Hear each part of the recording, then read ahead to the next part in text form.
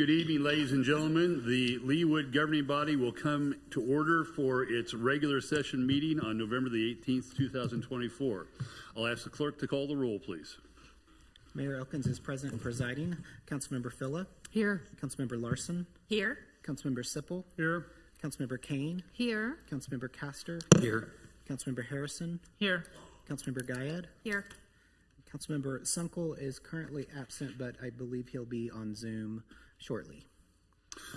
Thank you, Mr. Powell. I find that a quorum is present and we can move on to the business of the evening. With that, I would invite the Scouts, I believe from Troop 92, if I'm not mistaken, to please come forward and lead us in the Pledge of Allegiance.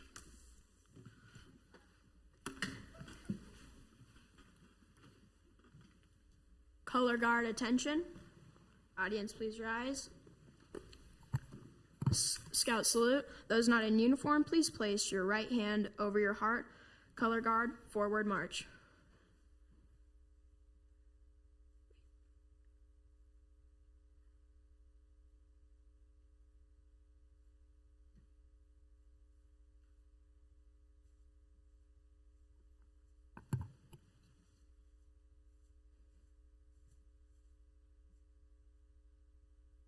Color guard, halt. Color guard, cross the flags. Please recite the Pledge of Allegiance. Pledge allegiance to the flag of the United States of America and to the republic for which it stands, one nation, under God, indivisible, with liberty and justice for all. 2. Everyone drop salute. Color guard, post the colors. Color guard, return to ranks.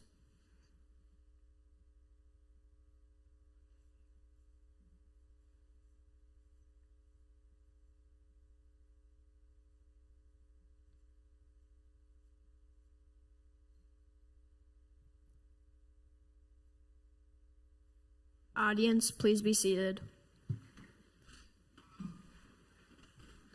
Thank you so much. And I would ask the Scouts to all step forward if you wouldn't mind. You're not going to get out of here without saying something tonight. So if you could introduce yourselves, tell us which troop you're from, and tell us a little bit about where you go to school and where you are in scouting, I would be grateful. Hello, my name is AJ Bain. I am from Troop 92. I go to school at Harmony Middle School. And my current rank is first class, but I'm very close to reaching star rank. Excellent. Welcome. Hi, my name is Ben Davis. I'm an 8th grader at Harmony Middle School. I am star rank, and I'm in Troop 92. Hey, Ben. We're glad you're here. Thank you. My name is Nolan Lear. I'm a 7th grader at Harmony Middle School. I'm from Troop 92, and I am first class. Excellent. Welcome. Hello, my name is Xander Hirsch. I am a 7th grader in Harmony Middle School. My current rank is first class. Thank you. Well, we're glad that you all are here tonight. It's great that sometimes we have Scouts here who can't seem to find their voices, and all 4 of you did just an excellent job introducing yourselves tonight. We're very grateful for that. So thanks again.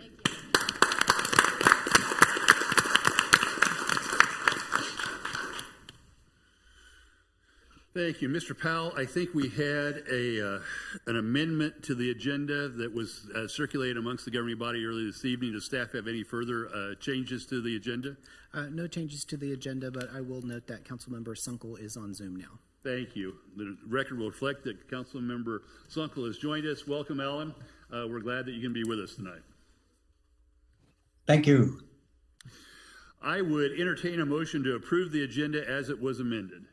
Move to approve. Thank you, Mr. Sipple. Is your second? Second. Thank you, Ms. Larson. All those in favor of approving the agenda as it was amended, please indicate by saying aye. Aye. Aye. Those opposed, same sign. The ayes have it unanimously, and the amended agenda is approved. Takes us to citizens' comments, and this evening I have one citizen who has signed in to speak. That is, I believe, Kathy Fern of 11602 Tomahawk Creek Parkway. Ms. Fern, please feel free to step forward and share with us your concerns. Hi, my name is Kathy Fern, and I'm from Tomahawk Creek Condominiums. I am the newly elected board of directors, so I've inherited this problem I bring to you tonight. We have had a very serious situation with flooding. with one of our buildings. All of the ground level of this building flooded to the point where the residents were put out of their homes. One of the units had reported to me $15,000 worth of damage. People were out of their homes for multiple nights. And this all came from behind the library, behind the city hall. There's a culvert that goes back down into our pond. This all came from that. We would really like the city council to take serious interest in this problem and try to figure out where it came from. At some point 30 years ago, developers came to the city and asked that they approve a plan for the Tomahawk Creek, at that time apartments. And someone with the city, no one is sitting in this room, approved that plan. Inspectors inspected the plan throughout the building. Leawood inspectors are known for being very good and precise and clear. And so we know that the plans were inspected and the building was inspected. So we have a reason to believe that we did, in building our property, what the city asked and mandated be done. And so I would ask that the city take interest in this and figure out how we can solve this problem.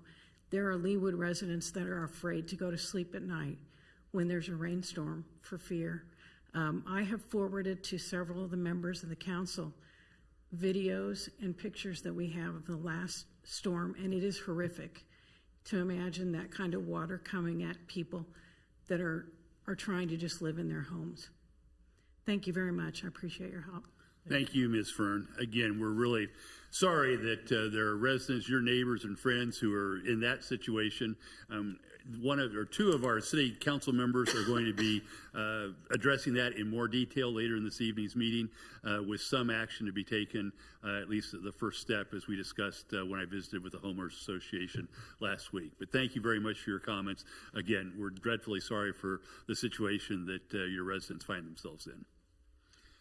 I believe that's all the citizens' comments I have this evening. That takes us to the section on proclamations. The first proclamation that I have this evening is a proclamation to recognize Osteopathic Medicine Month.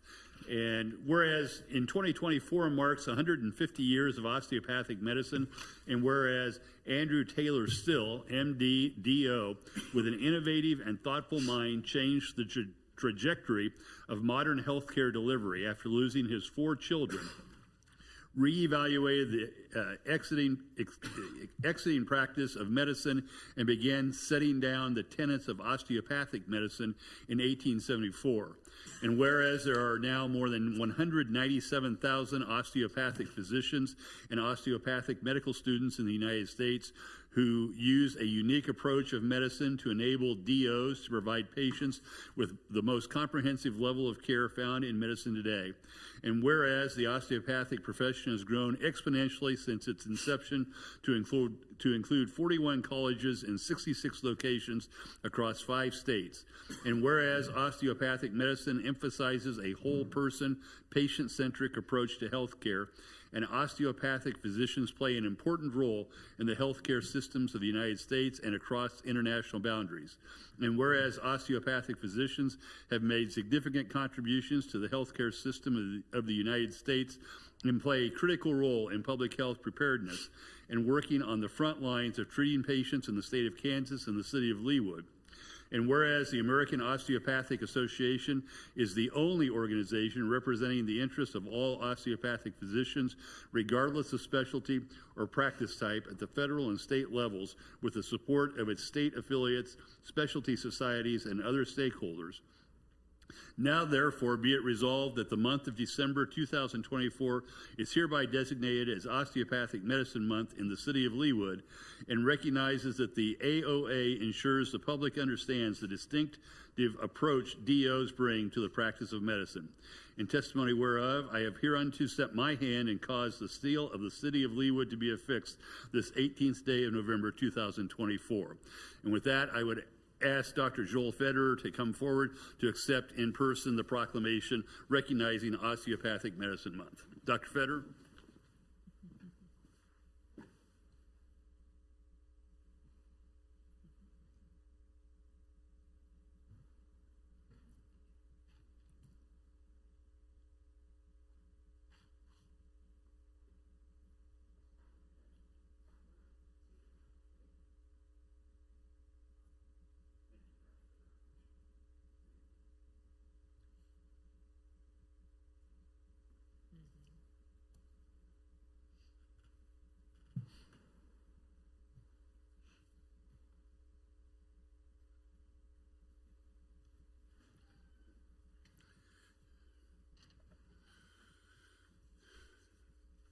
I've issued, I think, pardon me, 3 additional proclamations this month.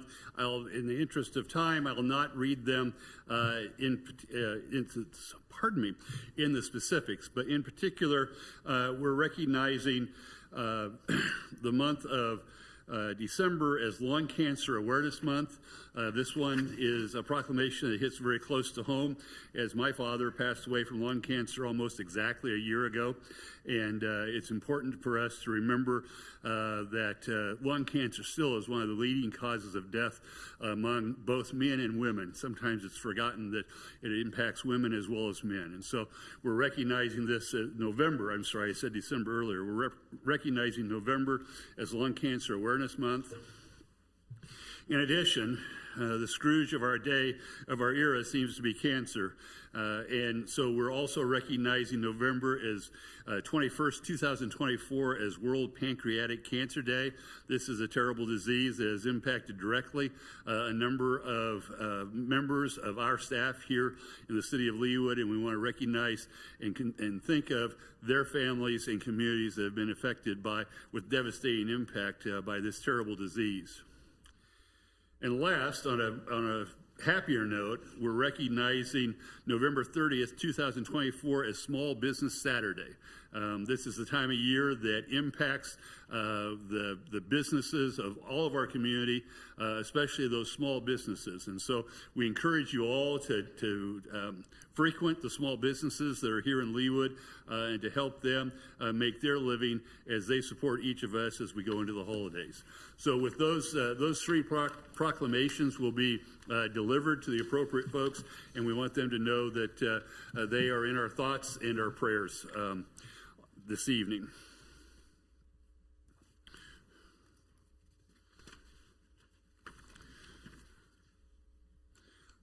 I don't believe there are any presentations or recognitions this evening, and similarly, I don't believe that we have any special business, so that brings us to the consent agenda this evening. There were a large number of items on the consent agenda as a result of our decision to not conduct business 2 weeks ago tonight, and so we're catching up a little bit this evening. But are there items that individual governing body members would like to pull from the agenda? Yes, Ms. Harrison. Item L. L as in Leo. Or Lisa, sure. Yeah.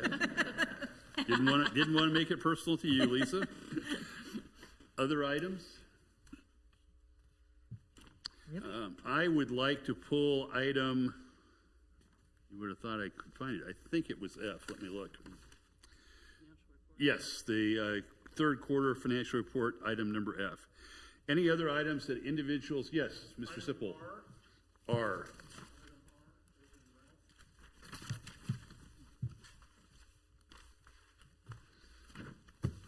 Got it. Anything else? Move to approve. Thank you, Ms. Phila. Motion Second. to approve the consent agenda with the exception of items M or F, L, and R. Is there a second? Second. Thank you, Mr. Sipple. Any discussion? All those in favor of approving the consent agenda with the exceptions of F, L, and R, please indicate by saying aye. Aye. Aye. Those opposed, same sign. The ayes have it, and those items with the exception of F, L, and R are unanimously approved and adopted. We'll go in alphabetical order and start with F, which is the 2024 third quarter financial report, which includes the third quarter treasurer's report. I asked Don to step forward today and to give us a bit of a summary. There are a lot of numbers on there, and some of us don't have the same facility that our Director of Finance has. So welcome. If you could state your name and record or your name and address for the record, we'd be interested in hearing more about what this financial report means for us as we approach the end of the year. You bet. Don Cobby, Finance Director, and I am here to give you just basically to explain these reports that we've given to you. I numbered them for your report, so hopefully that's a little bit of a help as we go through it. I'm just going to hit some real highlights, so if you want to stop on each one and ask, or I can go through them, and if I don't get your question asked, I'm happy to circle back. So the first page, I'm going to try to do this two-handed with paper. So The first one is the all funds status report as of September 30th, and that would be business that was conducted through that day. You'll note that I said in the sales taxes that essentially the state sent the money to the bank. It got to the bank on October 1st. Our policy is we book the receipts in the month that they come in, except for when we accrue at the end of the year. We will accrue things back for 60 days. So that's why they showed on October 1st instead of September. However, when I show the reports on actual sales taxes for which month it was dispersed, you'll see those match up. So that way we have a history of when they should be. So just from just horrible timing from the looks of the all fund status report. But I think the good news is that both the transfers, which are made at different times during the year, and then also for that tax payment not being in there, we're actually about $2.4 million ahead on total collections. Instead of the 4.6 million, it looks like we're behind. So that's obviously good news. And then on the expenditure side, when you take out the transfers, again, I think that's a fair thing to do in this exercise. It puts us about 13 million below budget, where we expected to be through the end of the year in all funds. About 7.5 million of that's capital expenditures.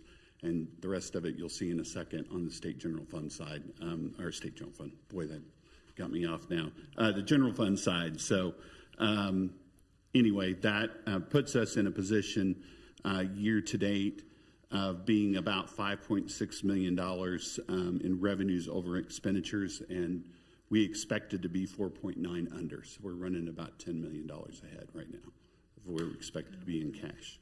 And Don, Mr. I'm sorry.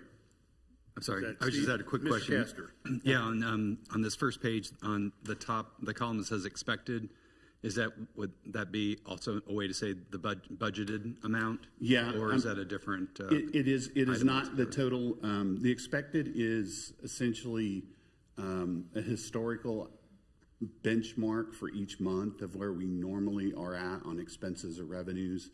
Expenses are obviously not as predictable as revenues because a large part of our revenues come from the state or the county.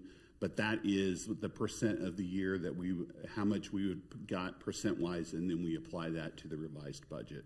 So instead of just saying divide by 12, which works in some cases, but it doesn't really give you a very accurate picture. So basically, we model what those expenses or what those expected receipts are, and that's where we would expect to be this time of the year. Okay, great. Thank you. Other questions for Mr. Cobby? Mr. Cobby, I guess if you looked into your crystal ball, where would you expect us to land on 12/31? Again, won't hold you to that, but what's your best guess right now? My best guess right now is that we didn't really go back, and we talked a lot about right-sizing the budget for 2025. We did a little bit of that in 2024, but I think I told you that doing it in the middle of the year was kind of difficult, so we didn't tweak it a lot. I think we're going to see us being substantially under budget again this year. Could be that $5 million range. It might be the number. It might actually be a little bit higher, depending on some timing of things. On the revenue side, I expect us on sales taxes. You'll see we can jump. I'll give you the spoiler for the last 8 pages. 10 and on show that we actually ended August receipts, so October collections, we ended up year to date at 2.5 million or 2.5% above the budget. So I think we had a really good month. October is so far our biggest month of the year. In past years, it has been in June and July. So I don't know if it's just a shift in the way things fell this year, or sometimes it's a couple large payers delay payments. There's all kinds of reasons, and I can, but I don't normally dig into it unless it's something that really sticks out. But I think we will hit above, probably about 1 to 2% above the budget on sales taxes. The short Christmas spending season sometimes pushes more money into November and December, or pushes more money into November. But definitely December is a big spending year, but that will come on the books. We just aren't going to know that till the end of February. So, but I would think for the end of the year, I would see us being about that 2% ahead. I think that's a fair number. Property tax, we're running about 1% below. I think that's where we're going to be.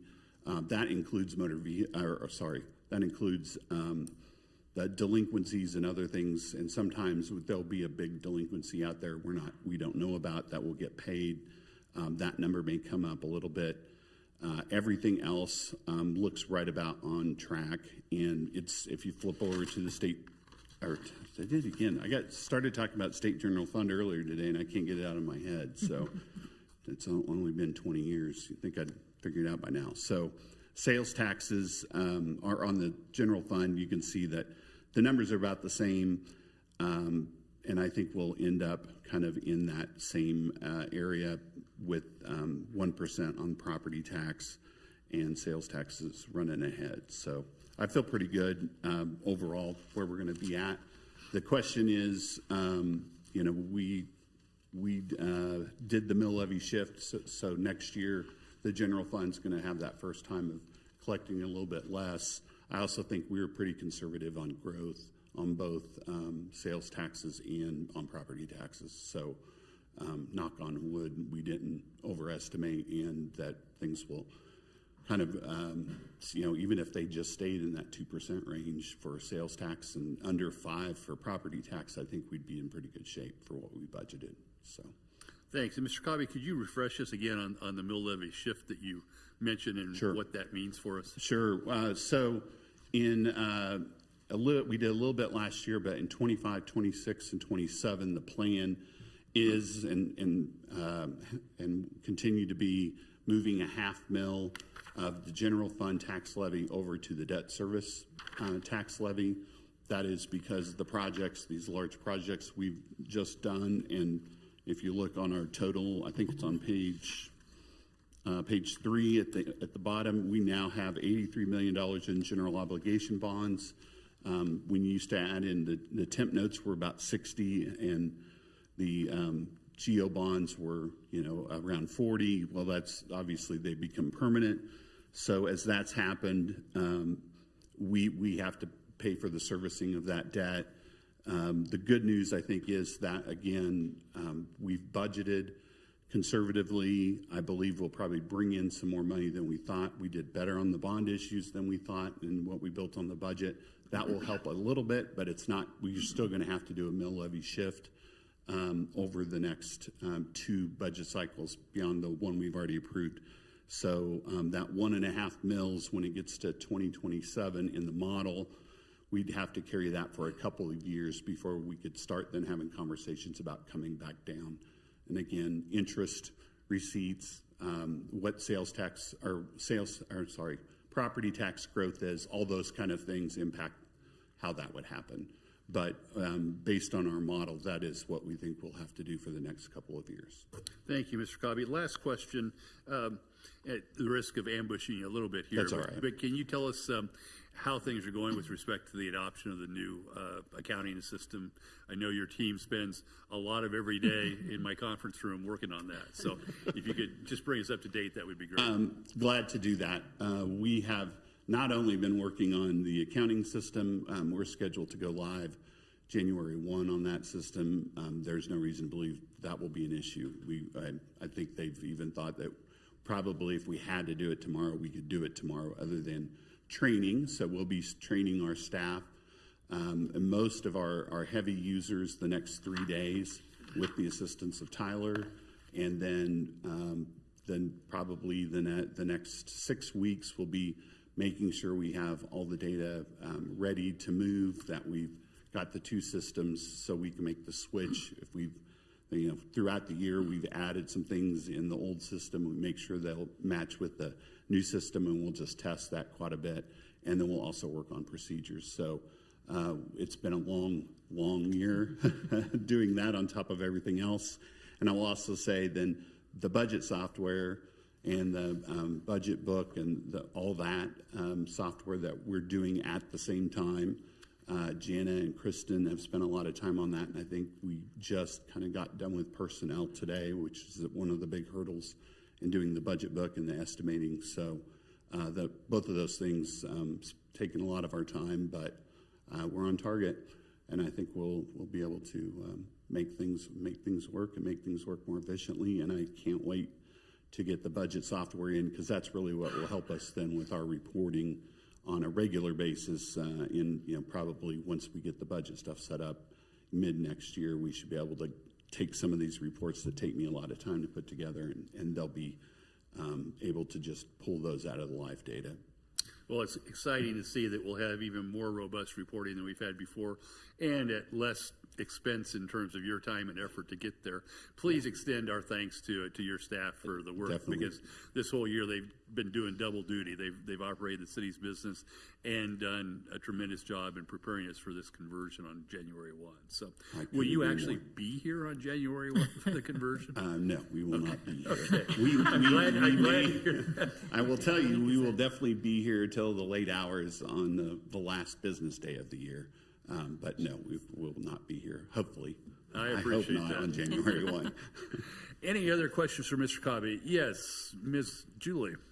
So I was reading on 5 and 6 general fund expenditures by department, and you were talking about because of the limitations of our systems and some of the things you can't generate expected amounts. So those are the kind of things you were just alluding to. The new software will allow us more readily to be able to come up with these figures. So when we ask the detailed questions about this department versus that, right? That's Yeah. what you're.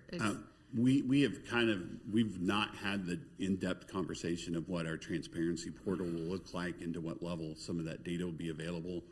We're constantly fighting with, the ability, the more specific data we have, the more likely to be used in fraud attempts against us. So that balancing act, but in being able to give you more very specific answers quicker, and then also to have more us to be able to model better for each specific department. That would be much easier to do, having that data, because we can go through basically model almost on a line item basis with the amount of data we have, because everything dumps right into Excel, so it makes it a lot easier to do historical runs on that. And then for the sake of those in our audience, every time I get an opportunity or one of us gets an opportunity, we don't set the property tax revenue. That's not under our purview. But what is under our purview is our mill levy. And we reduced it again this year because we listen to our residents and we know the need out there. So we do what we, believe it or not, we do what we can. And so when you get your property tax bill, that's generated by the county. That is not generated by the city. And for every dollar that you pay, the city only gets 21 cents? 22, depends on the school district. So every dollar you pay, the city of Leawood only gets 22 cents. The rest of it is going to the school district, is going to Parks and Rec. So people don't understand. They think the city is getting all this revenue, and it's not. We get 22 cents on every dollar that each one of, we all pay. We're all Leawood residents, so we all pay. So it's always a good primer, I think, to mention it over and over and over to our residents who are listening, that that's how that works. Thank you, Ms. Kane. Other questions? Dr. Castor, I'll start with you.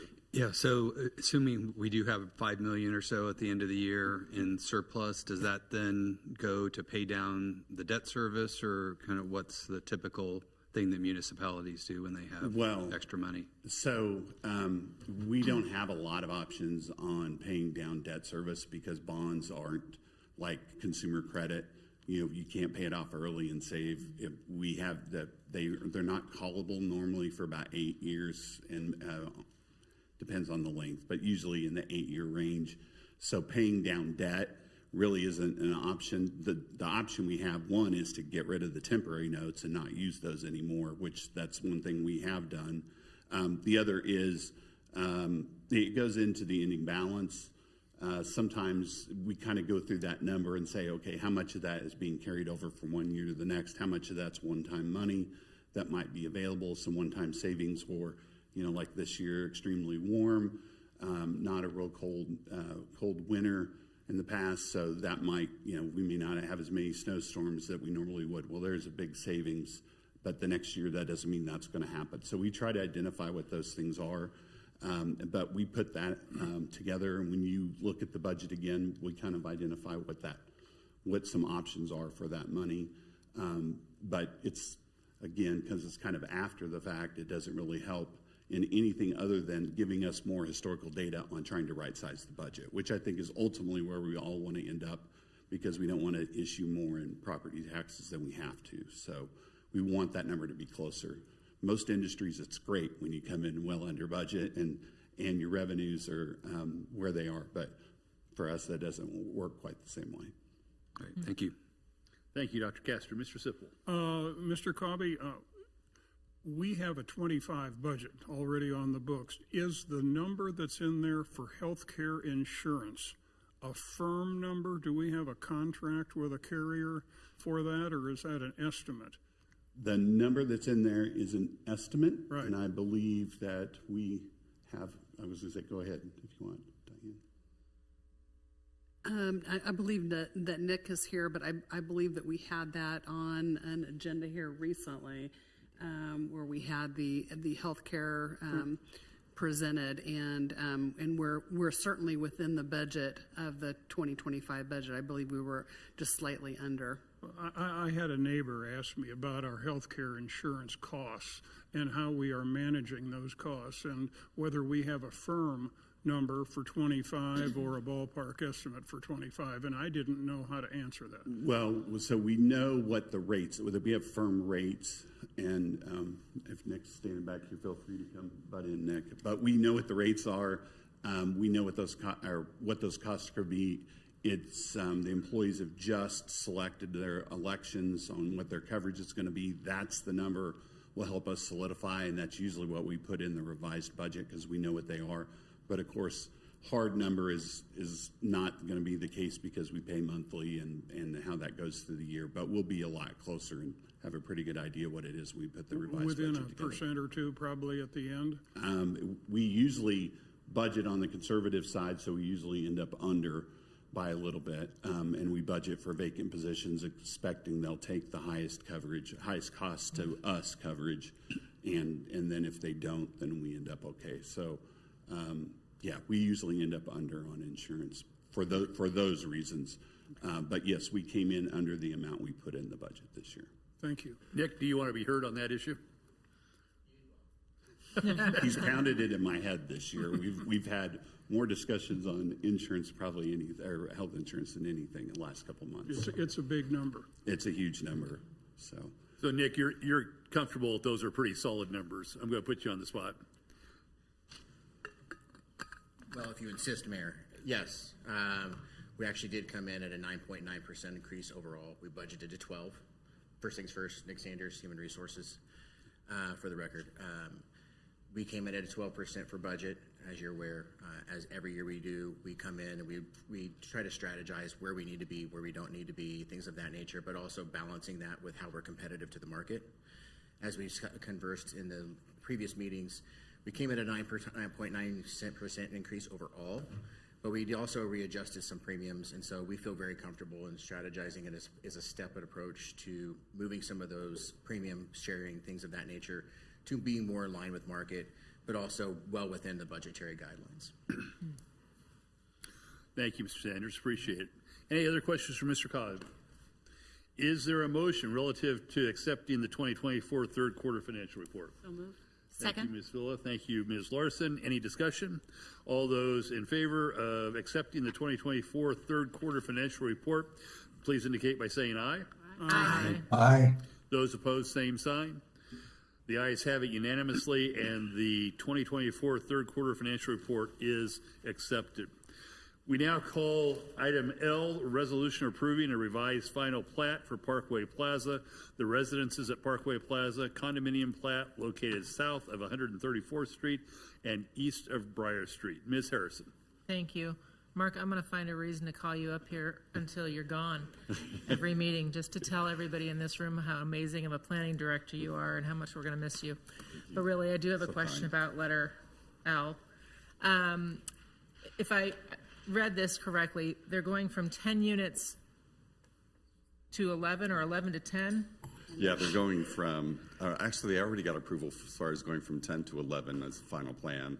This is the plat, so now that they know exactly where those rooms are going to be and where the lines need to be drawn to sell the different units, this is the plat that makes it 11. So there really isn't any change from what's already been approved as far as the number. Oh, which is why it was on the consent agenda for the Planning Commission. I felt like there was something missing, but, so no big change in the number of units from this to that. No. Okay.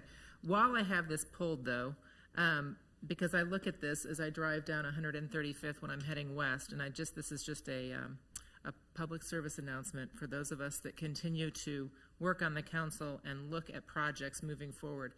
I love this building. I love so much about it, except for the exterior color and roof color of it, because I feel like it doesn't blend in with that subdivision, if you will, that parking lot of buildings.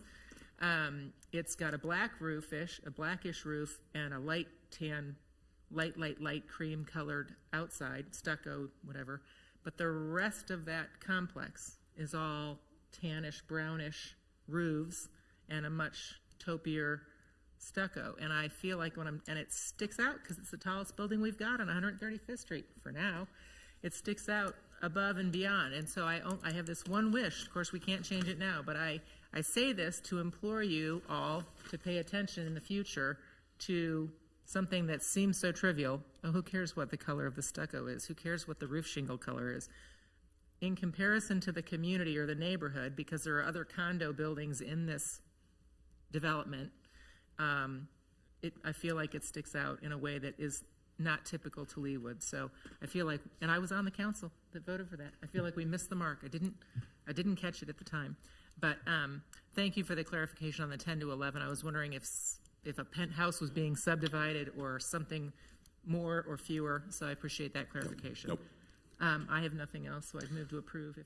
Thank you, Ms. Harrison. Is there a second? Second. That was Ms. Kane or Guyad? Ms. Guyad, thank you. Mark, just to clarify a little bit more, what we're actually doing is replatting so the interior demise of the individual units in the high-rise can be sold separately, right? Correct. They usually can't figure that out until they actually physically have them. That way they know exactly where to draw that line. Great, thank you. And I would note that you may recall there was a fire there here a few months ago. The damage has been repaired. They're getting closer and closer to moving in, but they are making progress, and this is an indication of how close they are. I think a number of those units have been sold already, interestingly. So there is a motion pending and a second. Any discussion beyond what I just added? If not, all those in favor of approving and adopting the resolution approving a revised final plat for Parkway Plaza, the residents of Parkway Plaza, please indicate by saying aye. Aye. Aye. Those opposed, same sign. The ayes have it, and the resolution approving a revised final plat for Parkway Plaza, the residents of Parkway Plaza, is unanimously adopted. The council now calls item R, I believe it was, from the consent agenda, which is a request to approve the purchase of one mobile column lift set from Mohawk Lifts LLC in an amount not to exceed $77,998.84. Mr. Sipple. Thank you, Mr. Mayor. It's a simple question in that we have had the mobile lifts failed and can't be used anymore. My question is, hopefully there wasn't any damage to any of your staff or to any equipment when they failed. Was it a catastrophic failure or just an inspection failure? It was just an inspection. So we get them inspected annually, and on the last inspection it failed, and it had been scheduled for replacement this year anyway. So we're just requesting to go from a kind of a smaller mobile lift to a larger one so we can lift the larger fire apparatus. Okay. It couldn't be repaired? No. Yeah, typically these are beyond their age, so we just get rid of them. All right. Thank you very much, Mr. Lee. Move to approve. Thank you, Mr. Stippel. Is there a Second. second? Thank you, Ms. Larson. Any discussion of the motion? All those in favor of approving the purchase of one mobile column lift set from Mohawk Lifts LLC in an amount not to exceed $77,998.84, please indicate by saying aye. Aye. Aye. Those opposed, same sign. The ayes have it, and the governing body is unanimous, or the council has unanimously approved the purchase of the mobile column lift set from Mohawk Lifts. Thank you. I believe that concludes the consent agenda, which brings us to the mayor's report. It's been a while since we met, so there are a number of things that are on my list I wanted to share with the governing body and with the public. On November 8th, I was hosted by Dean Ben Wolf at the KSU Olathe campus, and also with his executive director for community outreach. And we've discussed a number of possible ways in which the K-State Olathe campus might collaborate with the city of Leawood on some projects. More to come on that as we continue to explore the possibilities. On November the 12th, we hosted the Cub Scout Weeblos Den from Leawood Elementary School. Had a great and interesting session with them on earning one of their awards, one of their merit awards, talking about elections. And they asked me to explain to them the difference between a plurality and a majority election. So explaining that to 9 and 10-year-olds was an interesting exercise, but we also did a couple of mock elections where they chose treats when they were choosing from 3 different treats, and they have a better understanding of what constitutes a plurality at this point in time.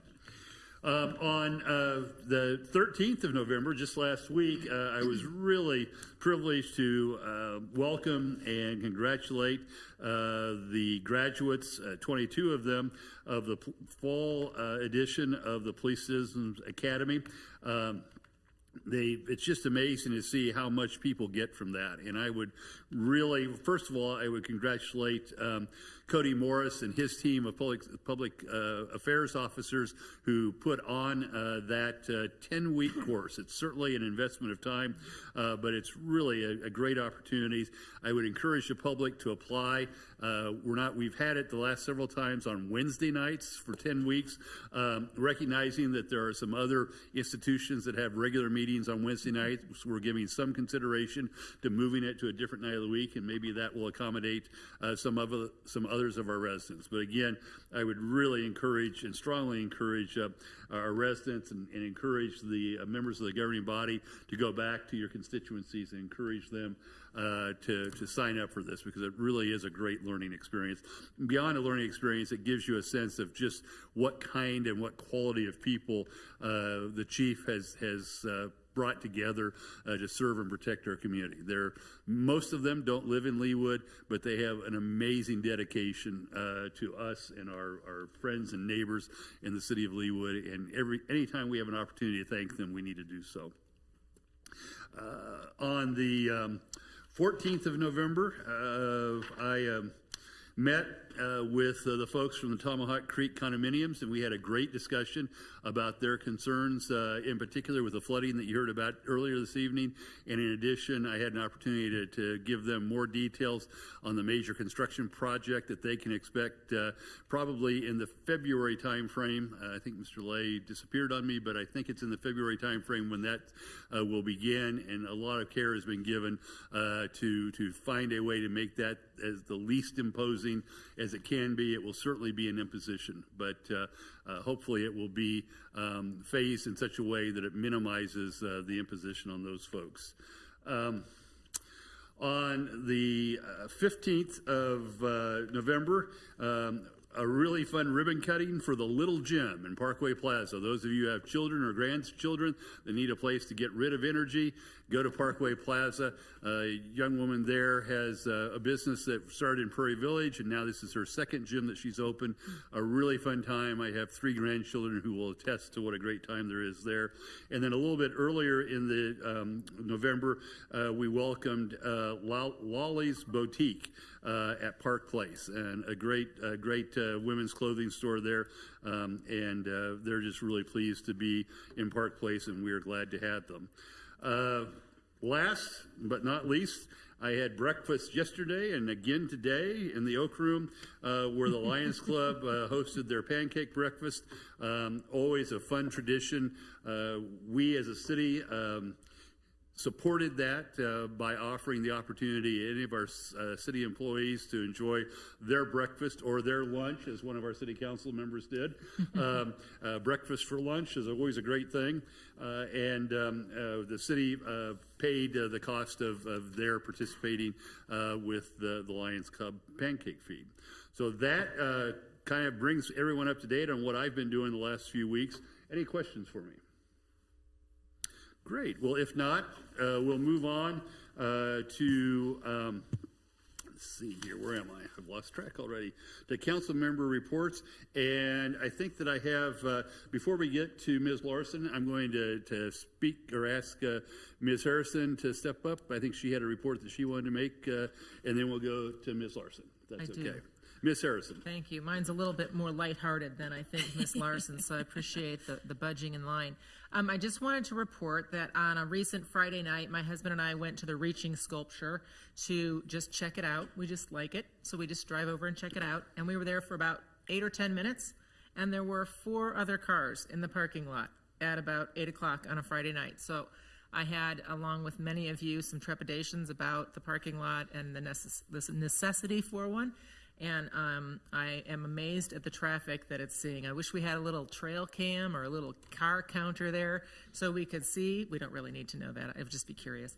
But I just want you to know that it's generating a lot of traffic. So while I was there, my husband said, wouldn't it be cool if we could like check in here? Because we're very ridiculously big into social media. And so I texted the amazing Beth, communications guru that we have here.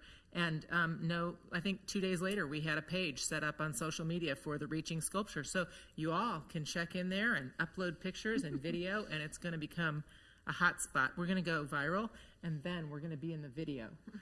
It's going to happen. I have great hopes. So that's my one quick thing there. I also wanted to point out, though, that it's No Shave November, and some of us, our most handsome Leawood Police Department members, have foregone shaving in the effort to raise money, and they are at 79% of their goal.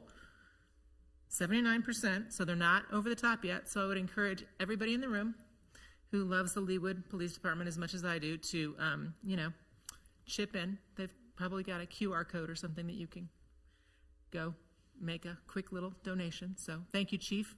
Looks good. Some are more reluctant participants than others, right, Chief? You wear it well. All right. Thank you. That's all I've got. Thank you, Ms. Harrison. Ms. Larson, I believe you have a report as well. Thank you, Mayor. Just want to follow up on Ms. Fern's comments from the public comments section of our agenda this evening. There's a matter that we would like to refer to the Stormwater Committee, as Ms. Fern mentioned.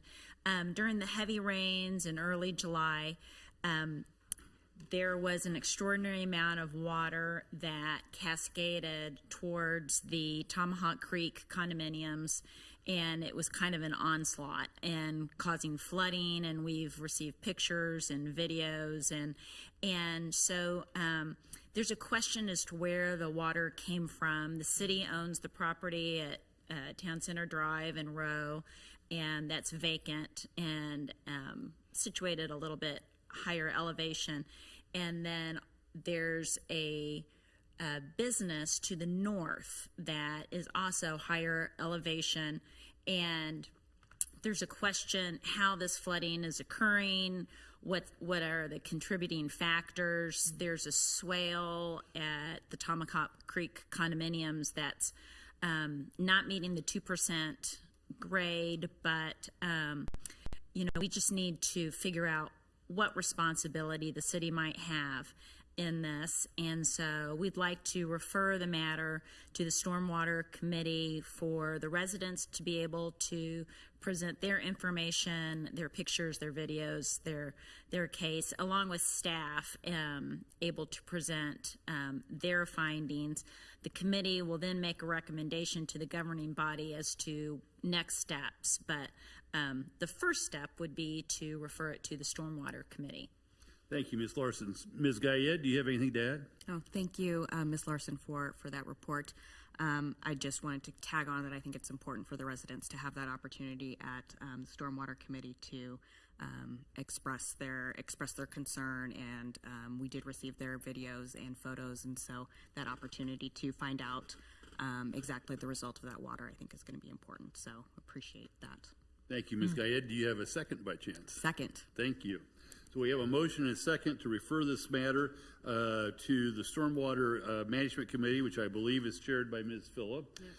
Is there any further or additional discussion? Yes, Mr. Sipple. When is the next Stormwater Committee meeting? We have one scheduled for December already, but I know that's a conflict for us, so we're going to have to go back to the I think we may be looking at January. I think it's January 29 is what And Mr. Lay is on his way forward as we speak. So. And Mayor, there was a question as to the 7:30 a.m. time slot for that January 29th meeting, but I think Councilmember Guyed and I both can make it to that meeting. Thank you. We very much appreciate that. Mr. Lay. I just came in to say it was going to be January 29th, but it sounds like And you already got it set. 7:30. 7:30 a.m. Perfect. Okay, very good. We'll look forward to hearing from the residents at that time, as well as from staff, and to see what alternatives might be out there and how we might be able to assist in addressing this issue. I believe, are there any other reports from city council members? If not, I think that it takes us to the city administrator's report. Yes, Ms. Stoddard. I have no report this evening, Mayor. Thank you.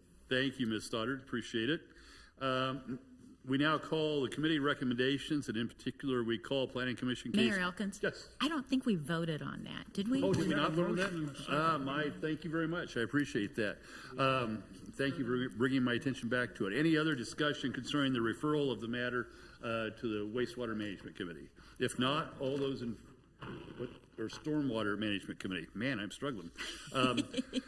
The motion pending is a motion to refer the matter of the drainage issues that are being experienced by the residents of Tomahawk Creek condominiums to the Stormwater Management Committee for additional consideration and recommendation of the governing body. There is a second. Any additional discussion? All those in favor, please indicate by saying aye. Aye. Those opposed, same sign. The ayes have it, and the matter or referral of the matter to the Stormwater Management Committee is unanimously approved. Now I will call Planning Commission case number 98-24, which is an ordinance approving a preliminary plan for Hallbrook Country Club pool complex renovation located south of College Boulevard and west of Overbrook Road. Mr. Klein, do you wish to be heard? Yes. Please proceed. Mr. Mayor, this is... May I interrupt for just a second, Mr. Mayor? I need to recuse myself. I think Councilmember Castor will be doing so as well, because we are members of Hallbrook Country Club and we have a financial interest in this project. Okay, thank you. Agreed. Same. And if you would care to step away as Sure. we consider it, I would be grateful. Mr. Klein, please proceed. Okay. Mr. Mayor, members of the governing body, this is an application for Hallbrook Country Club. They have a pool complex that they're doing a renovation on. So essentially they have the existing pool that's located there. They are changing the form of what it's going to be doing. They're realigning it. There's a main pool and a baby pool. They're redoing both of those. And so some of the things that they're doing as far as reorienting, as far as the pool itself, they're updating the pool deck. They're providing shade structures that are going to be part of it. They're going to add new covered bar area and a new enclosed multi-use structure. Renovations will also be done on existing structures that are there as well. This slide actually shows you as far as the one on the left is the current pool layout, and the one on the right is the proposed layout. As you can see, it's kind of shifted. It's gone to more of a north-south direction. This will also kind of meet as far as more of the today's requirements for the different specifications for a pool, such as depth for the diving bell and that kind of thing. Additional, they are adding a little bit of additional impervious area, but they're still well above as far as the amount of open space that they need. They have 2,091 square foot of roofed area, And then they're also adding 2,178 square feet for the pool deck, which would be hardscape, for a total of 4,269 square feet of impervious area that they're adding with this. On the screen now is the proposal that they currently have, and with this application, they do have, as far as a multi-use room, a flex room is what they're calling it, which is located just to the north along that north side. They also, just to the east of that, they have that little green area. That's going to be a covered bar, and so there will be a canopy that will come out to the south over that. In addition, they have, as far as the baby pool, is located just to the south of the main pool. And then they are also adding, as far as additional pavement, that's really kind of that red hatched area that's located there. Now, this application actually is a preliminary plan, so you'll be getting and seeing this again, and they'll get more down into the details as far as what those materials will be. From what we understand so far, however, they're going to be matching as far as the existing buildings that are located there. And I think they're also looking at, as far as 2 ADA chairs that'll be part of the pool as well. And I'll be happy to answer any questions. Thank you, Mr. Klein. Questions for Mr. Klein? Yes, Mr. Sippel. Mr. Klein, this is a very interesting proposal. Do you know what this is a preliminary plan. Do you know when you expect to get the final? And then what is their building timetable? Are they gonna miss the summer of 25? You know, that actually would probably be better for the applicant to answer. I don't have an exact detail on that. Other questions for Mr. Klein? Mr. Klein, one question that I have is, and if you could put the plan back up on the screen, I got myself confused. Is this the orientation of the pool currently, or the orientation of the pool in the future? This is what's proposed, the orientation in the future. That's what I was thinking. Okay. So the slide right now, the one on the left is the current orientation, so it's kind of diagonal, and then they have the new orientation on the right, which is more north-south. Okay, thank you. What does the additional of the hardscape and the decking, what impact does that have on stormwater runoff? Is it? I think you mentioned there was an increase in the impervious surface, if I remember correctly. Mm-hmm. What do we know about the impact on stormwater runoff as a result? Obviously, if they have more impervious area, you're going to have to take care of that as far as having it diverted into different drains. That's something that they have to provide a drainage study when they come through, as far as on the final plan, to tell exactly as far as how they're going to handle that. There's a lot of open space around this area, so they're still well over as far as on open space, but they will have to take care of as far as where water is being channeled. So right now, we really don't know what plans they have for addressing that. No, I think we get them more final. Okay, thank you. Other questions for Mr. Klein? If not, if the applicant is present, we would invite you to step forward, and if you could state your name and business address for us, we're interested in your comments. Good evening. My name is Mike Kress. I'm with Generator Studio Architects, 1615 Baltimore, Kansas City, Missouri, 64108. Happy to answer any questions you have beyond the report, but excited. We do plan on being back for final plan in early spring, so I'm guessing March. I say guessing because it'll come down to just whether or not we can hit those thresholds. They will, in fact, be closed at the end of next season, so August of 25 is when they will close the pool, and then the plan is to be open for spring of 26. That answers my questions. Yeah. Thank you, sir. So the plan is to not lose a pool season. And I don't have the document in front of me, but I assume there were some stipulations that the Planning Commission included in their approval.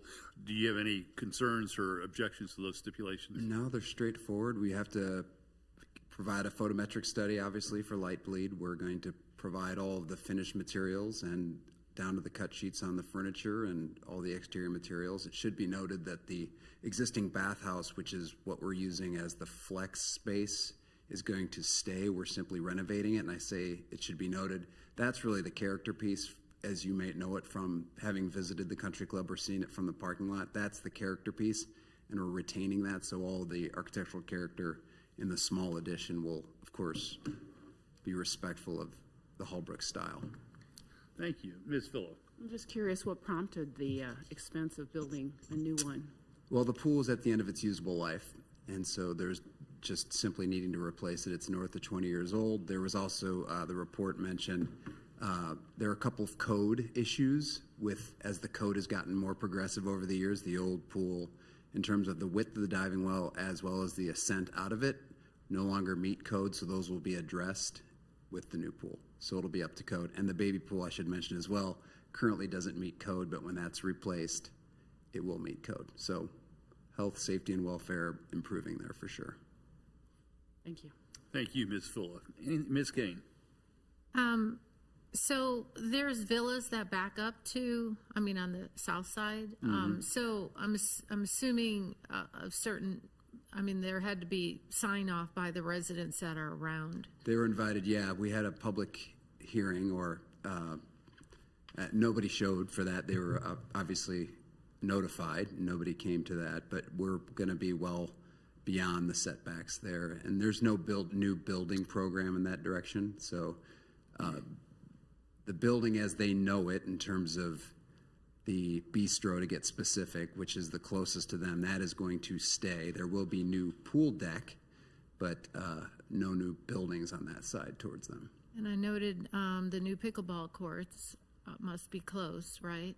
Yeah, those were part of a previous submission, 9624, I believe, not under my purview, but those are in fact completed. I have the club's general manager here if you have a question about the timing of any of that. I just drove by and so noted that they put in 4 new pickleball courts just north of the tennis courts. So I knew they were coming. It's just fun to see. So thank you. Thank you, Ms. King. Yes, Ms. Phillip. It does cause me concern when you have new pickleball courts and you have an expanded pool about the pervious service. So I hope that that can all be addressed with your future plans in terms of how you're going to accommodate that, because water has a way of finding downhill. Yes, I assure you it will be addressed. Thank you. Thank you, Ms. Phillip. Ms. Harrison. Thank you. I'm looking at, I love Google Earth, and unfortunately I have it open. So the folks that live at 11324, they've pretty much got a swim meet going on in their backyard when it's Tuesday or Wednesday in the Kansas City Country Club Swim League. And I noticed the addition of a outdoor bar. Is there a nighttime closing time for parties at a venue like this? That would not be an architecture question, but I guess it would be more of a operations question. I can address the first part.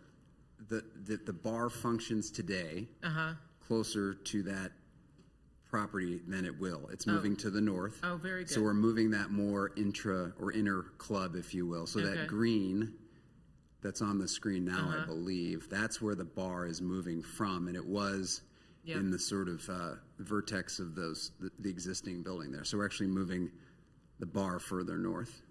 Very good. Since I can hear the diving board bounce at the Country Club of Leawood, and I live a quarter of a mile away, I have to laugh at what they can hear for 6 hours on swim meet day. It's fun. It's good, clean fun, but it's just right there in the backyard.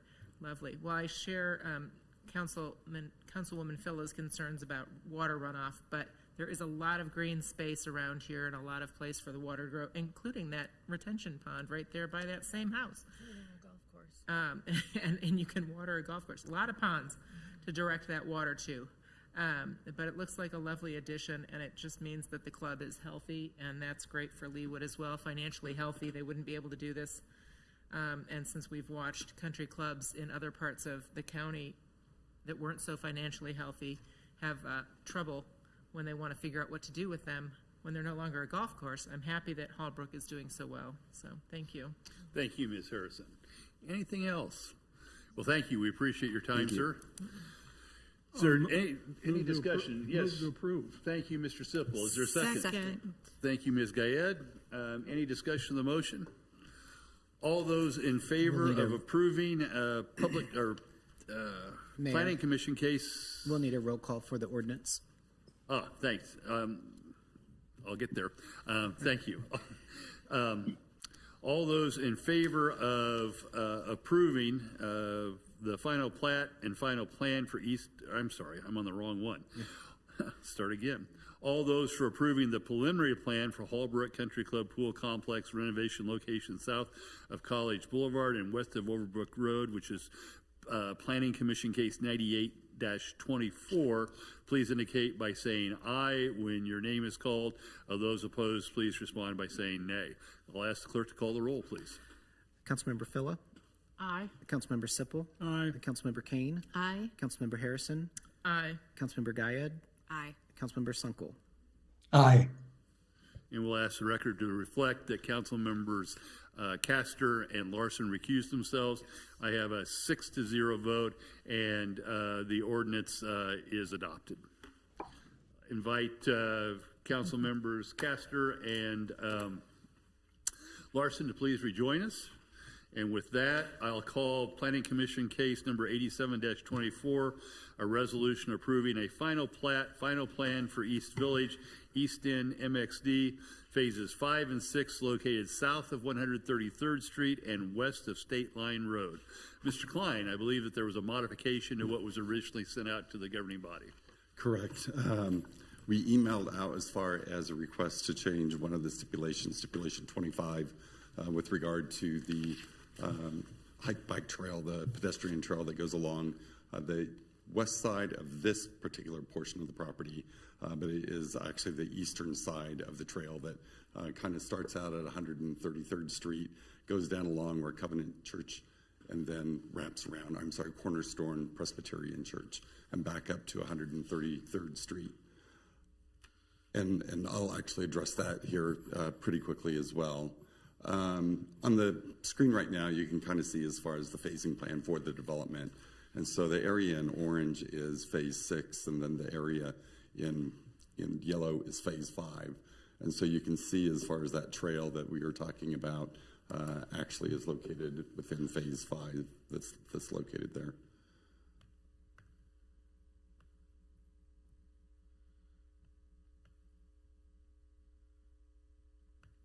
Having a hard time getting to the next slide.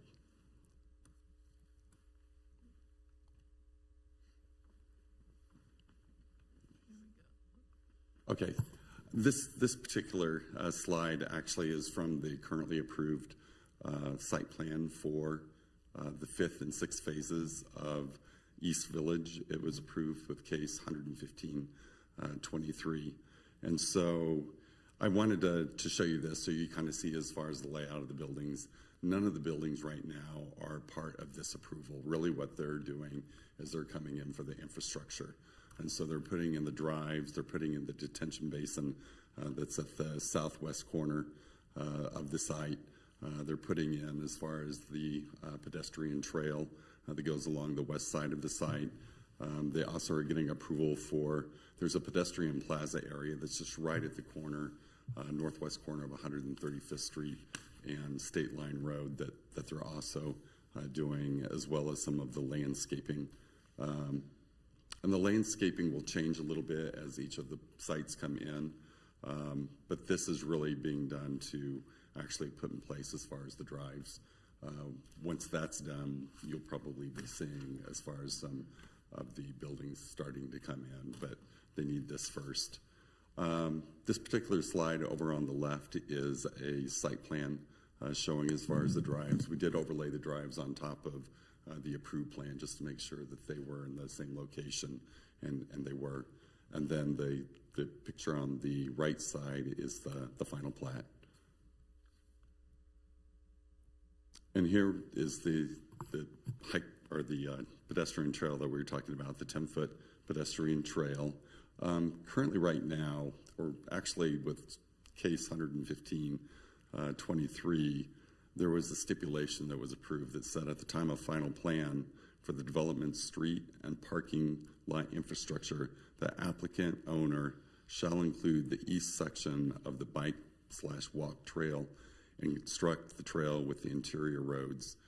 I believe that still is the plan, and that's what we're trying to to have done as well. We did hear from the applicant, and they'll come up and they'll be able to explain a little bit more for the reasons. But essentially, when we wrote the stipulation for this particular case, we wrote it as prior to the submittal of a building permit for any building within phases 5 or 6, the 10-foot wide pedestrian trail along the western boundary shall be installed. And what we were doing by making it actually as far as prior to submittal of any building permit was to try and make sure that trail went in just as quickly as it possibly could, because it makes sense as far as when they're out there and they're doing the infrastructure for the drives that they would also put the trail in. When we talked to the applicant, they indicated that still is their plan. However, they did ask as far as, instead of saying prior to submittal of a building permit, if it could be changed to within 3 months after the initial submittal of a building permit. So essentially it creates a 3-month buffer that's located in there. And I think they had some concerns with regard to coming in for one of the buildings, submitting for building permit, and they're worried that it would slow it down too much. But again, I'll let the applicant kind of address that. And so what they're proposing is within 3 months of the initial submittal of a building permit for any building within phases 5 and 6, the 10-foot wide pedestrian trail along the western boundary shall be completed. So really the difference there is whether it is prior to submitting a building permit or within 3 months after the initial submittal. I'll be happy to answer any questions. Thank you, Mr. Klein. Ms. Kane. So this plan or this change was not discussed at the last planning commission meeting? No, this came in after we received this request at the very end of last week. I think they were talking about it when we were trying to kind of work something to what might work. So this, if we were to approve it, it takes a supermajority? It would take a supermajority. And I guess my question, and maybe this is better for the applicant, is why? Why wasn't this discussed? And that trail, or the 10-foot trail is a big loop. So we're talking about the western part of the trail. And I guess now I'm not clear what's happening to the rest of the loop. Like when is that going in? I mean, one would think that it would go in all at once, but it talks about the western section, seems to me, not the rest of the loop. Right. Now, that's just because this is on the western portion of this site. Actually, the western portion of the whole plan. So right now you have the phasing plan that's located there, and right along as far as where Cornerstone Presbyterian Church property is located, all the way over to this property. That's supposed to be done in the first and second phase. Mark, your cursor's not showing up on the screen. Oh. Do you know if we get it? So this isn't going to be done until 1 and 2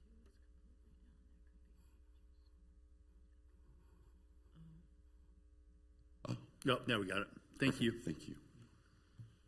So this part, as far as the first and then the second phase, is the green that's located here. The trail actually connects to 133rd Street right here, follows along as far as the boundary of Cornerstone Presbyterian Church, and then comes over here. All that's supposed to be done within the first and second phase. And so everybody was very excited about that because that gets the trail going in. However, people were, really wanting that loop to finish, which is coming up along here on the western or on the eastern side of Cornerstone Presbyterian Church.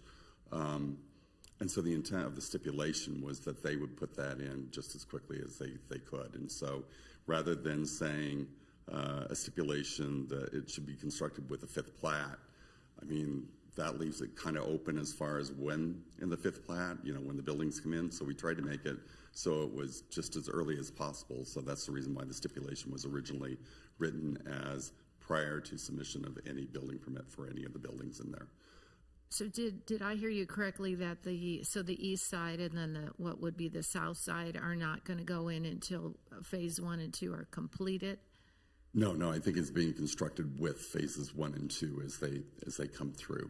Because phases 1, some of the foundations of the twin villas are going in right now. And actually that might be a question for the applicant. It should be going in right now with this phase, but I'll let the applicant speak to that more. And are we only discussing right now the trail as opposed to the rest of the application? Or? No, we can talk about the rest of the application. I had a question about, you referenced the, that this having these roads being private is similar to what was done at Parkway Plaza in Cornerstone. Correct. So Parkway Plaza and Cornerstone, those roads are private. They were private and they're still private. Cornerstone, the interior, yeah, we called them interior drives for Cornerstone. Park Place also has private streets as well. So if you go on Ash Street or 116th Place, those are private streets. So it's very similar to that. So I don't know that with a commercial development, I recall on my tenure anyway, that an applicant came back after the fact and said, we no longer want to be private, we want the city to take over the roads. Has that ever happened with a commercial project? The only one that really kind of came close was the Bellagio when it changed to Aventino. Right. They put in the infrastructure. Right. Always before, as far as whenever you have, for instance, Town Center Plaza, Camelot Court, Parkway Plaza, Park Place, really any of the commercial developments, all those interior drives are actually private and they service that drive. I don't think that they would come back as far as to ask for public right-of-way. There just simply wouldn't be enough room. These actually were required to be built to public standards to make sure that they have the thickness and that they'll hold up. But I don't foresee these as far as, especially for the commercial portion, it would be very similar to Town Center Plaza. These are the drives that are providing access to the different buildings that are located within there. So the fact that there is going to be 5 different ownerships, that's not atypical either. We have lots of examples of that throughout the city where a development might have multiple pad site ownership. There's certainly precedent for that. Yes. And then there's precedent for the roads, as you said, to be private. Correct. And that. So, but there also, as I just said, there's precedent for them staying private, and at no point in time the future developer or the owner will come back to us and go, we're ready for you to take over our private roads. I've never seen that on a commercial development. We have seen that as far as on residential. I think most of it was prior to the time I was here. But it's my understanding a couple of the subdivisions came back. Well, I must say I don't care for this change in the trail coming to us when and how it did. It's as everybody knows, it's a real pet peeve of mine to get an email at 4:30 on the day that we're making a determination, and that's why I brought that up. Some of my colleagues I know never even saw the email or couldn't even open it. So having this on the dais is a real pet peeve of mine. That they had plenty of time this is October 22nd, October 22nd is the date, October 22nd, and it's now, whatever it is, November, to have gotten this information to us and before us prior to 4:30 on the day we're making a determination. But as I said, it's going to require a supermajority, and whether or not that'll happen, I don't know. But that's all I have for now. Thank you. Thank you, Ms. Kane. Ms. Harrison? Thank you. I have questions about the 2,800 square foot plaza that's proposed for the corner of State Line and 135th. I understand what those look like because there's one at 135th and Mission on the northeast corner of the road that says, Marketplace, and it's brick and it's planted and things. If the idea is, though, that that's a place for people to, sit while they're walking their dog or take a little break while they're having their little run, it's never used for that. It's just it's a facade, it's a monument sign for the development, not a resting place. And I say that because I drive by it the better part of 12 times a day. 135th and State Line is even busier than 135th and Mission. And it also is a place where a lot of folks like to panhandle, unfortunately. I wonder the logic behind putting a plaza with benches and such right there, if there's a possibility that we might move that to the the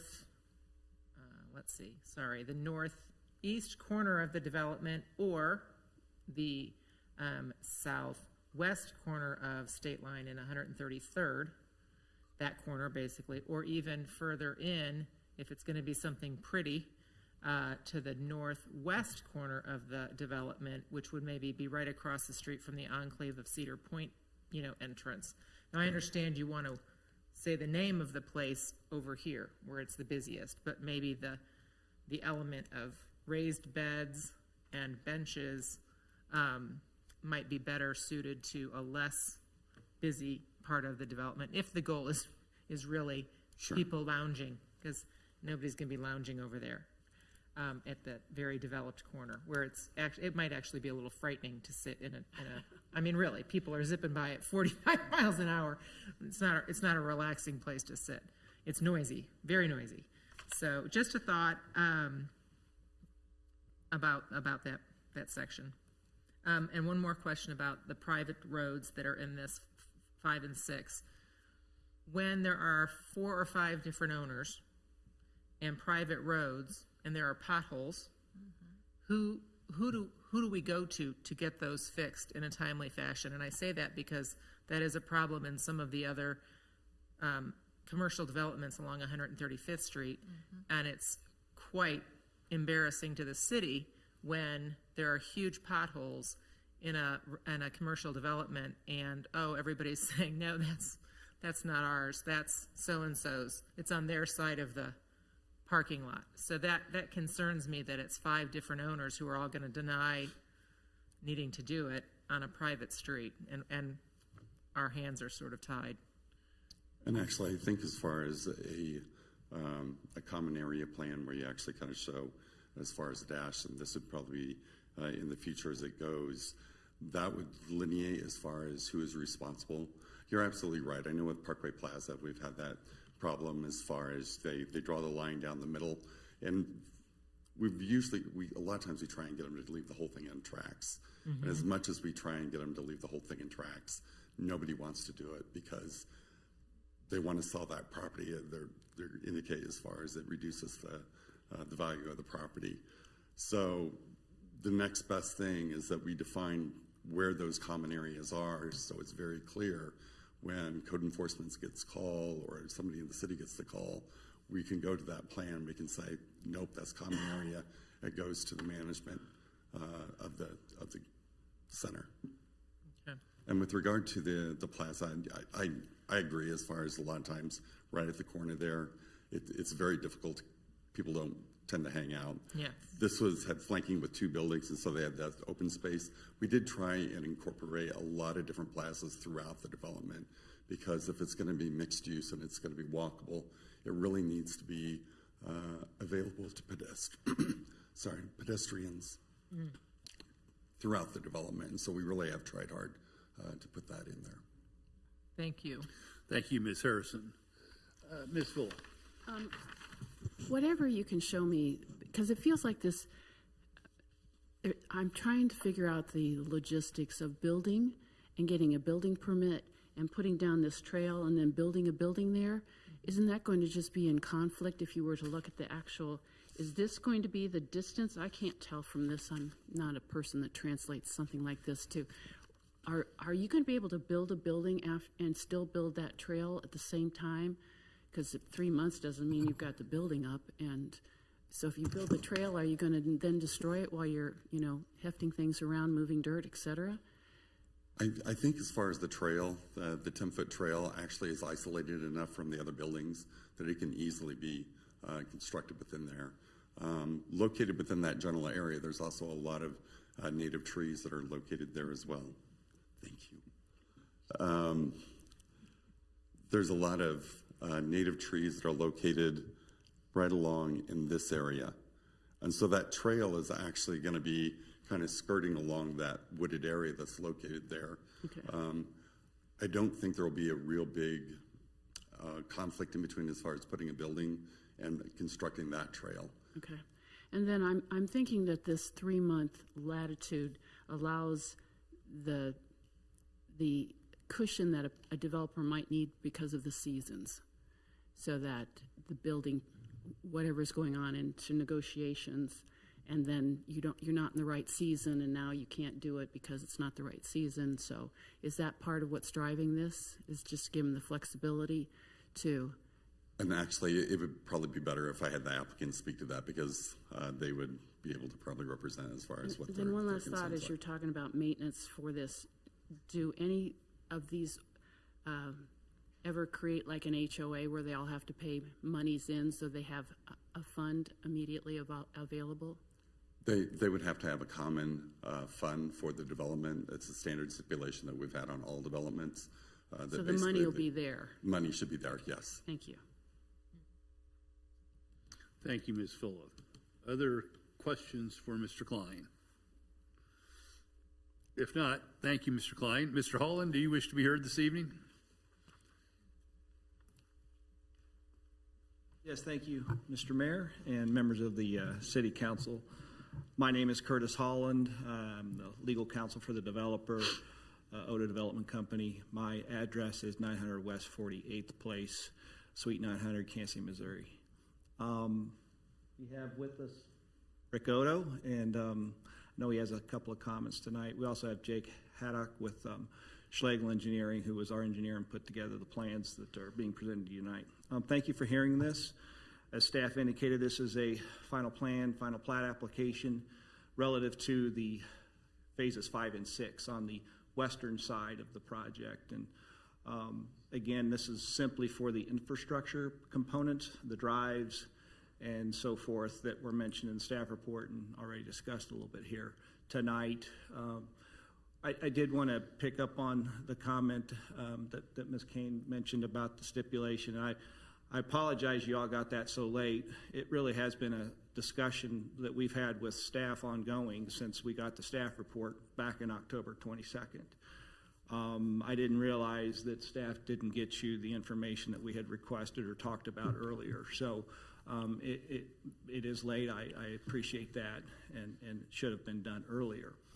We did have a discussion about this stipulation before the Planning Commission meeting, and probably in hindsight we should have talked about it at the Planning Commission.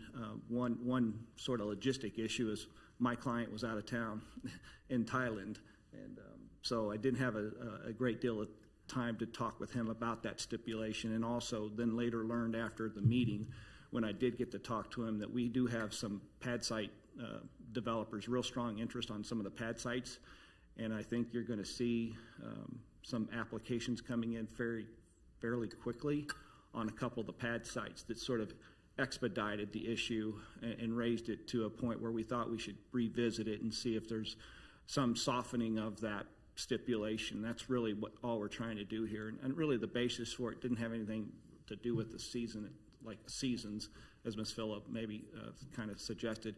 It has more to do with the length of time that it takes to get a building permit from City of Leawood, which is, I would say, unusually longer than other communities. And so what's going to happen is, and potentially could happen here, is we can't submit for application for building permit for the streets. Our construction plans, the city won't review them until this final plan is approved. And so it sort of puts us back a little bit when you consider that the interest that we're getting from the pad site, some of the pad site potential owners, developers, came sooner than we anticipated, and now they're in talking to the city about coming in next month with applications for their final plans for their actual pad sites. And so it's going to take us a while to get our construction plans approved for permitting to put in the infrastructure. And then right behind us, we're going to have these pad site developers coming in for a final plan and presumably for building permits. And so what we wanting to do to soften the stipulation, again, the original stipulation is none of the pad site developers can submit for a building permit application until the trail is done, completed. And the issue that causes is that we may have a lag time in getting our construction plans approved for building permit and we're planning on putting in the trail and the streets and the infrastructure, so forth, at the same time. But rather than wait until all of it's done before anybody can submit for a building permit application, we wanted to, really we didn't like the stipulation. We wanted it to be a little bit longer time, but we talked with staff immediately after the Planning Commission meeting, and we've been working on a stipulation that was presented to us a week or so ago that we came to an agreement with, that we liked, or said we could live with that. And really the stipulation is allow those pad site developers to go ahead and submit for building permit so they can get their plans started and looked at, because again, it takes time to get a building permit. And at the same time, we're going to be working on the trail and the infrastructure and so on and so forth, but let them submit for building permit application. And the commitment is that we have to have the trail completed within 3 months of whenever they submit. So it gives the city comfort, I think, and commitment that we are going to get the trail done, in time and within 3 months of whenever they submit their building permit application. It gives us a little bit of cushion to get the trail work done so that they can submit. It gives the pad site developers the incentive and the commitment to go ahead and move forward with their building permit applications. So it's really, I know it's a change. I apologize that it's coming to you late, but we do really think it's a decent compromise, and it's a softening of what the original stipulation said, and we just didn't have time to get it worked out before the Planning Commission meeting. So that's the reason for that stipulation. If you have any other questions, I'm happy to answer or try to. Ms. Phillip. So one way to not even have it as an issue, right, is just to build the trail as soon as you can. Or are you just trying to manage cash flow? No, we're trying to do that. We're trying to do exactly what you said. So but there's this lag time, as I mentioned. We have to submit our construction plans, which they're ready to go. We're going to submit tomorrow. And based on our experience in receiving actual building permits on other projects, we're looking at months before we can get a building permit to start the construction. Wait, the construction of the trail and the streets and the other infrastructure in.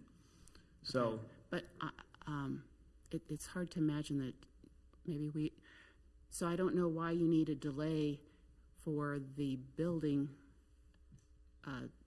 3 months after the building permits from the pads.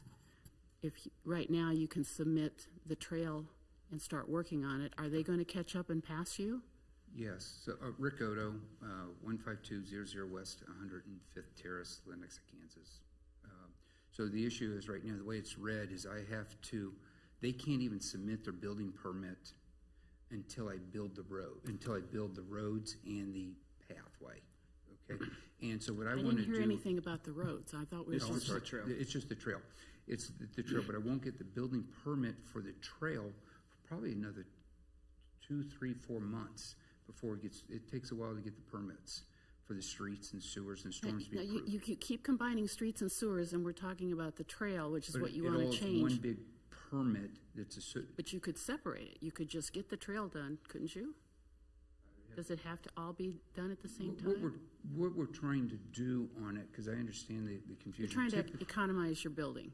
Yeah, we're building this thing right off the bat. Always had, always will. We typically have it that building permits won't be issued until the trail is completed, so that they can be getting their building permits and applying and doing all the work. In parallel. In parallel. The way it reads now, they can't even apply for their building permit until it's done. Well, that's not good, because they want to get those in the book, in the. So even if you have the building permits done for all the stuff, the weather's not right and you're not going to start until the spring. You're right. It'll start in the spring, and it'll take us at least 6 weeks to build just the trail.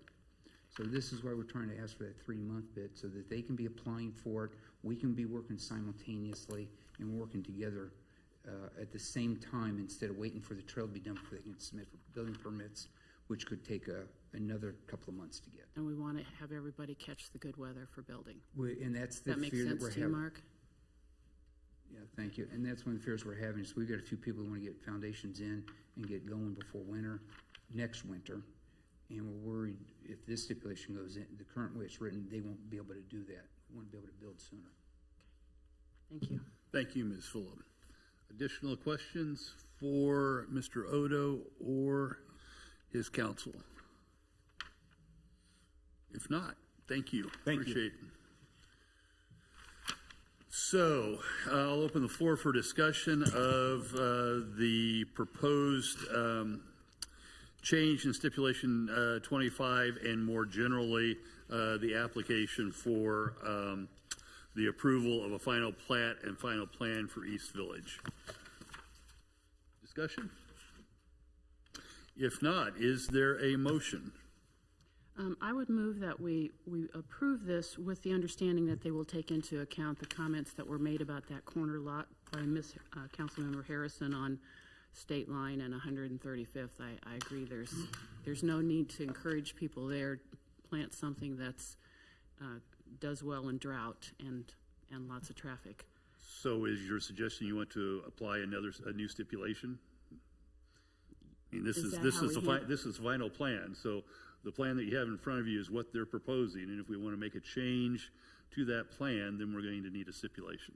No, I will leave. I want to make a change to that with this motion, but I would like to have it worded by Ms. Harrison the way it's, but to accommodate the flexibility for the development of that entirety, which is to the advantage of everyone involved versus an empty lot. This ability to multi-process the trail along with the interior construction, along with building permits, makes sense to me. And I would move that we approve that with the stipulation about changing that corner of State and 135th. Ms. Harrison, do you care Well, to articulate a new stipulation? I think that it's probably late in the game to try to get stipulations added to something that has gone through all these other processes. I guess what I was just suggesting to the developer while in his presence, that maybe a rework might be considered, but I also appreciate it's late to be bringing those concerns. I feel like, I don't know. What do you think, Mark? Mr. Holland? We're open and willing to work on that per your suggestions. We'd like to get through this tonight, and then we could come back with maybe it's a revised final plan or whatever you want to call it, but just for that corner to bring it back to you in front of you for your review. Sure. I don't think we'd have to go back for a full final plan, Right. but just something that I'm targets okay with that that if you corner. want. So we have your commitment that you'll come Yeah, back? we're good with that. Okay. Yeah. Just want to clarify, I'm more than willing to do that because that was my original suggestion a couple of years ago. And this is where the group said they wanted. So I'm more than backing what you're saying here and happy to, but I do need to get the process going because otherwise we're going to lose some retailers. I understand. This is a very cosmetic suggestion compared to And if I all the other heard things. you, I'd like to still have the name there. Sure. And then You with, gotta with advertise what's your- and landscaping, and Yep. we put the benches more where they're going to be used and less where the panhandlers would most likely be. Not that that's my justification. But No. vegetation, natives, put the benches over by the trail where people We're all want to take in. a break. We're all in. And you can tell me at the south, either 133rd and State Line or at Kenneth and 135th, wherever you guys want it, you tell me, I'll do it. A Okay. less busy place. We will look forward to seeing an application for a revised final plan, assuming this one does pass. So I think I have a motion from Ms. Villa. I think I have a second from Ms. Harrison. I hadn't done that, but I can second that. Thank you. Is there any discussion of the pending motion? If not, as was noted earlier, because this is a modification off of what the Planning Commission approved, will require a supermajority, which I believe is 6 votes. And given that, I will ask for a show of hands. Those in favor of approving the application in case number 87-24 for East Village of Leawood, East End, sorry, too many papers here, of a final plat and final plan for East Village, East End, MXD, phases 5 and 6. Please indicate by raising your hands. I count 1, 2, 3, 4, 5, 6, 7, and 8. So thank you. Those opposed, same sign. The application, case number 87-24, is unanimously approved by the governing body. And as I say, we'll look forward to that revised final plan sometime in the future. Thank you, gentlemen. Is there additional business to come before, well, before I get there, still shuffling papers like crazy here. There's, pardon me, I don't have anything on the agenda for old business, nor do I for new business. We have upcoming work sessions on December 2nd and a governing body meeting on December 2nd, along with a governing body on December 16th. Mr. Powell, do we need a motion for any of those items?